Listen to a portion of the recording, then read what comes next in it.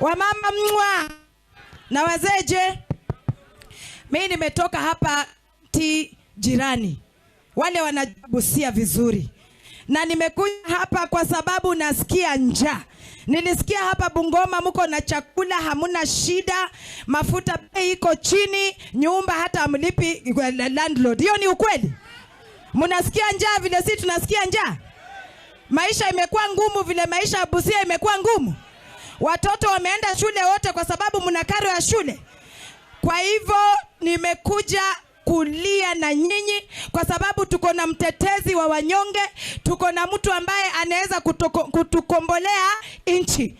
Badili ya Ruto na Gachagua kusaidia wananchi ili tuweze kuishi vizuri, wameenda kungangana kuchapana na majudges. Kwanza huyu Gachagua nitamnunulia sidiria. Nimnunulie bra sijui anavaa size 38. Avae aenda achapane na Esther Maina. Si amesema anataka kuchapana na Justice Esther Maina. Ambia Gachagua, shame on you. Leave the empowered girls alone.